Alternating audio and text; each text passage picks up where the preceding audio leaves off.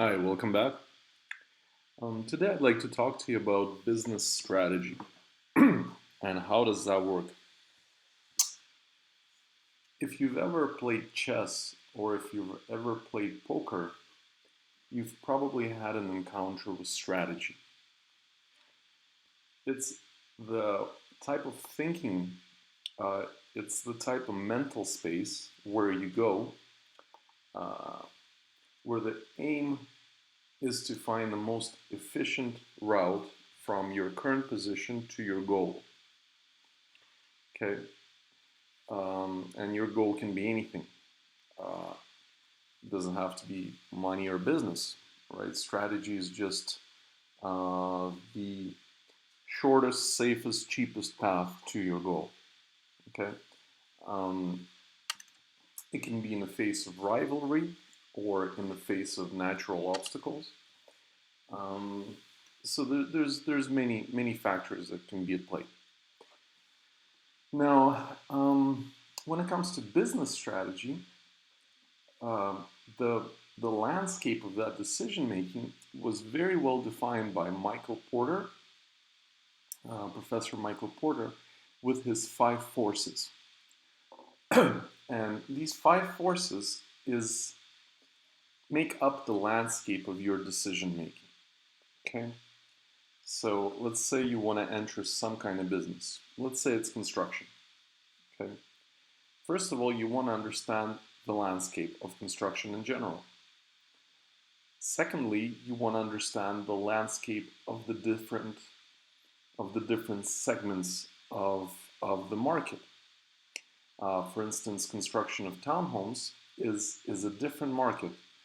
It's a different competitive environment than the construction of high rises. Um, the construction of luxury homes is also a completely different landscape, um, completely different competitive landscape from anything else. So let's try to investigate. Okay, so for instance, construction of townhomes. Let's start with the bargaining power of suppliers. Okay, your suppliers as a construction company are your employees, uh, material suppliers, real estate agents, basically everyone you subcontract out, and all the people that sell you the materials. Now, their bargaining power is different from season to season. Okay, let's say if market is up, if everyone's building, then the bargaining power of suppliers really goes up.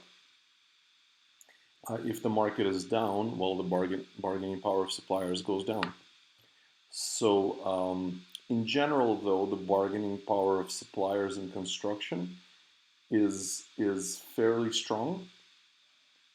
Um, it's fairly strong because um, high quality workers and high quality crews are tough to find.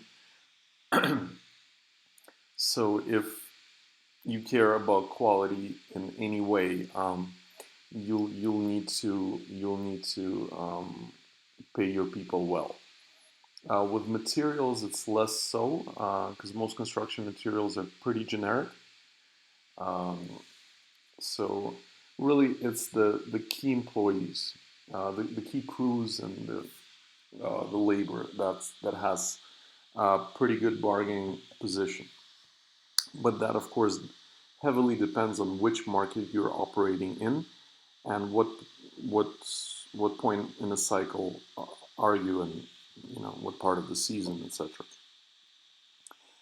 So how about threat of new entrants? Threat of new entrants is fairly high overall, but the beautiful thing about construction is you have a local monopoly. If you buy a nice piece of land, there's no more land around. Well, you have a sort of small local monopoly in that neighborhood for new construction. So the threat of new entrants will really depend on local conditions, but it's fairly low. It's a fairly low threat, unless you put yourself in a position where you're building in a city that has no natural barriers and um, you know um, and there's a lot of new construction going on. So really, if you position yourself right in the right city, in the right suburban area or neighborhood, threat of new entrants can be fairly low. Now, the bargaining power of buyers. Um, Bargaining power of buyers is depends on the market. It's fairly low though. There's quite a bit of buyers, and if you know, it really depends. But I wouldn't say that it's a big that they have a big bargaining power. You know, usually if there is one buyer, right? If there's just one Boeing and a whole bunch of suppliers selling to Boeing, then yeah, the bargaining power of the buyer is huge because, well, if Boeing's not buying and Airbus is not buying, who are you going to sell to, right? Um, but with new construction, you know, there's usually hundreds of customers. One doesn't like it, they leave. Someone else will come back. So I wouldn't say that it's. I think the bargaining power of suppliers is greater.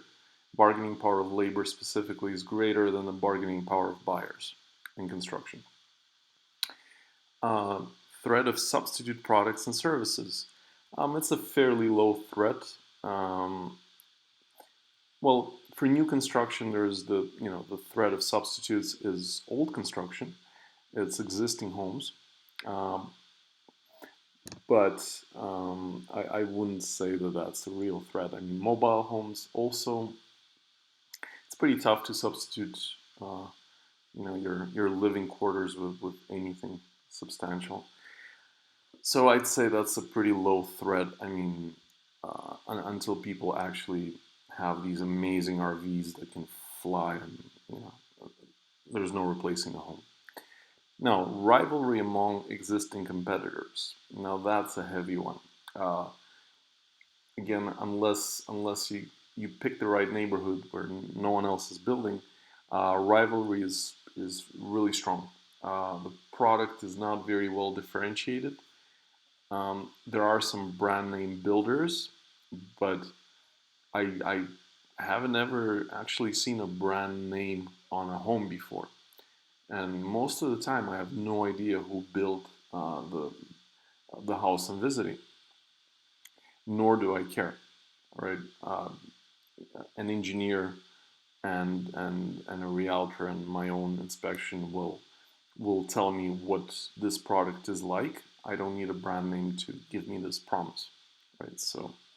So I'd say rivalry is high because there isn't a lot of differentiation, unless we get into the high-end stuff. So that's the landscape. Let's summarize. Bargaining power of suppliers is fair.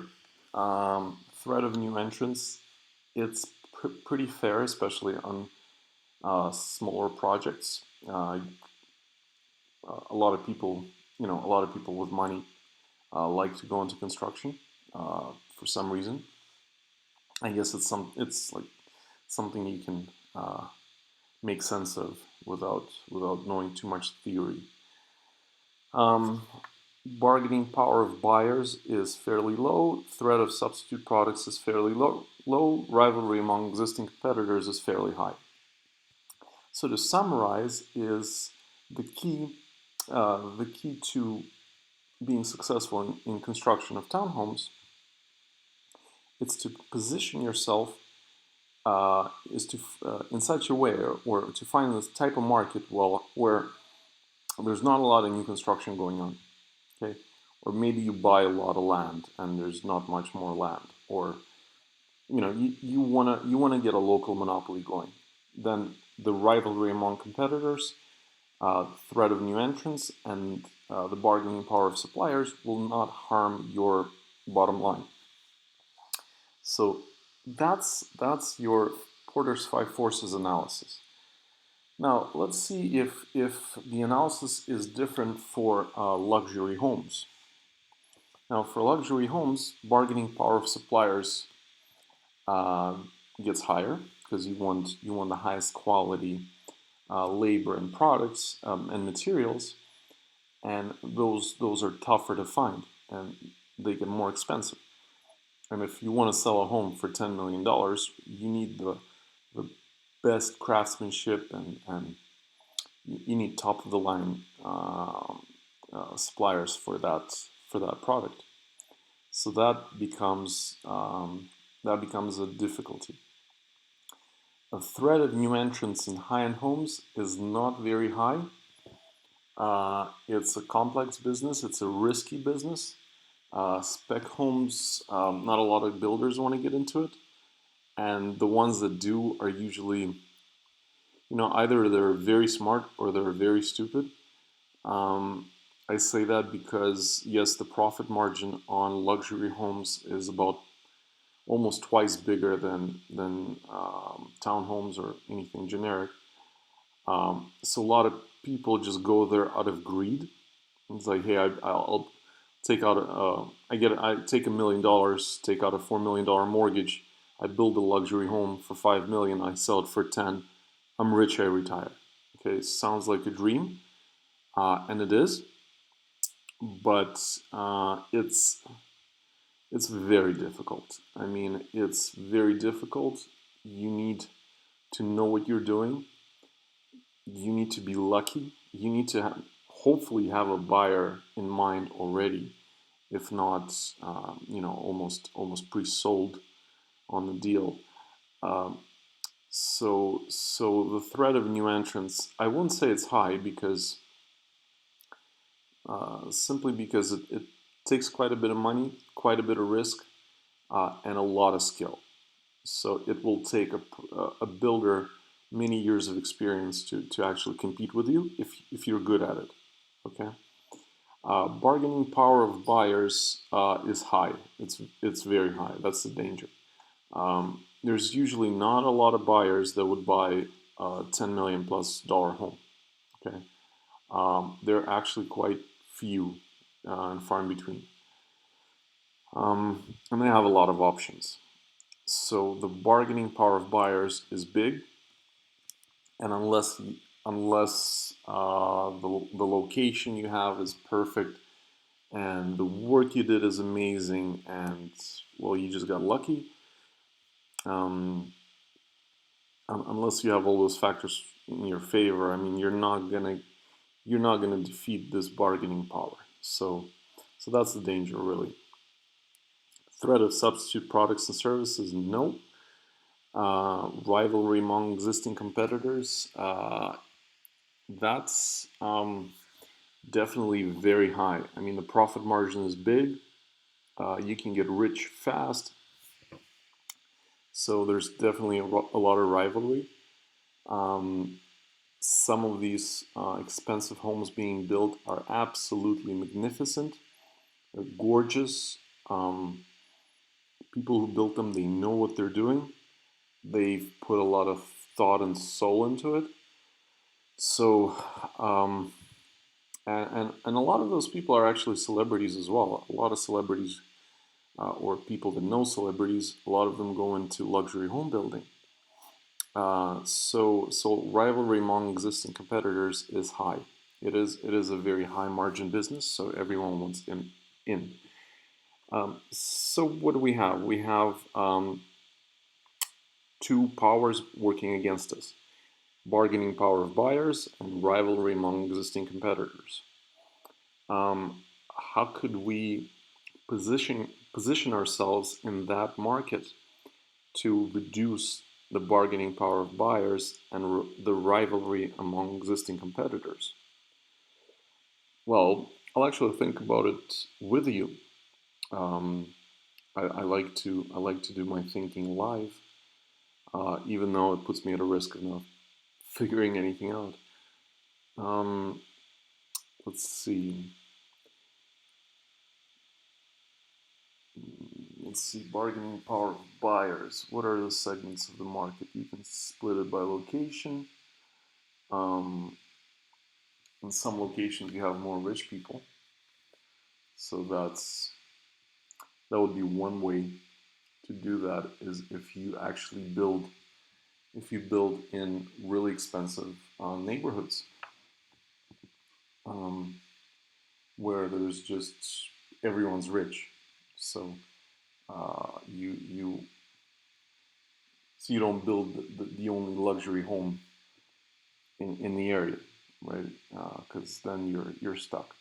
But if you build a luxury home right where there's a lot of them and a lot of rich people, and maybe they're mostly old, and you just built the first new one, then you're going to reduce the bargaining power of buyers, for sure. How do you reduce the rivalry among existing competitors? Um, that's a tough one. That's really a tough one. Local monopoly is probably the only thing you can do. So if there's a lot of land being sold around a really rich neighborhood, buy the land, build one luxury home, and convert the rest to some other use. Or maybe just develop the whole thing in luxury homes. That's one way to do it. That's pretty tough though on the wallet. Yeah, it's tough. It's a tough business. It's a tough business. But you see how this strategic analysis of the five forces can help you understand where you are and what you can do to position yourself better. I think this is a brilliant analytical system. So let's talk a bit more about strategy, because okay, now you know the landscape, but how do you think about strategy? Um, well, first of all, you need a plan and you need a goal. If your goal is just to keep working and keep making your money, that's doesn't really require a strategy. Well, I guess the strategy would be just do nothing. Okay, just don't change anything. If don't fix it if it's not broken. Okay, that's the strategy there. Um, if your goal is to grow as fast as possible, or to differentiate yourself as much as possible so that your moat is strongest, you would need to make certain investments, and you'd need to, let's say you're building luxury homes, and your goal is to actually get a brand name so that everyone knows that the luxury home you're building is special. It's Gucci, Versace, or whatever else type of awesome brand. Um, um, your strategy, your strategy should involve, well, um, probably for the first while investing into the brand. I mean, you'll need to give up some of your profit margin, not by lowering the price, but by increasing the quality. Maybe increasing the marketing of the one home. Maybe you want to, if you're selling a home for $10 million, maybe the whole city should know about it. Maybe you should advertise it not to get the customer, but to get the recognition of how great the home is. Okay, maybe you should be that first luxury home builder that um, tries to make a landmark out of the home that you've built. Maybe you should try to get it into movies, or spend some money to get it noticed by the general public, so that the home is actually in vogue, or it gets recognized. So that would probably be my strategy. And if you do that with a few of your homes, well, then you're getting a certain kind of you're getting a brand name right there. Okay, but let's say, what if your strategy is um, you just want to grow your townhome building business? Well, first of all, if you're building townhomes, you should stick to building townhomes. Um, when it comes to strategy, one of the biggest tenets of strategy in business is try to do the same thing. Don't change your strategy in the middle of the game. Another pointer is, of course, um, it's of course getting investors. So I would say if you want to grow as fast as possible, your focus should be on reducing your profit margin a little bit, so that you pay your investors the most. And notice how I keep saying that in order to pursue a certain strategy, you need to reduce your profit margin. Um, in fact, it's because unless your strategy is to maximize your profit today, okay, um, unless your strategy is to maximize today's gain, you need to invest into your strategy. Okay? A strategy requires some kind of commitment and upfront payment. Most of the time, not always. And the question is, well, where do we increase our spending to get what we want, right? And if you want to grow the fastest, it should be your dividends to investors or your interest rate payment to investors that you're increasing. Okay, if you need to get more investments. If you pay the most, you get all the investors, and you can grow as much as the market can handle. So that's a brief overview of what business strategy is. There's way more levels to it, because everything in your business should align with your strategy. You can think of it as if you're building a certain type of animal. Every animal has a strategy, okay? A strategy to gain food, resources, right? A spider's strategy is to build a web and in a good location, right? Kind of like a gas station, right? You get a good location, build a big web, and you try to suck resources out of that location. A tiger strategy is, of course, to find prey, sneak up on it, jump. Um, that's quite a bit different. So tiger it's a lot more like a construction company.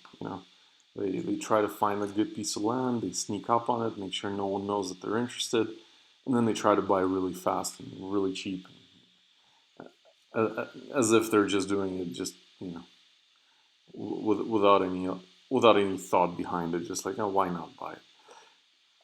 So you can think of it, when you're building a company, you can think of it as in building an animal.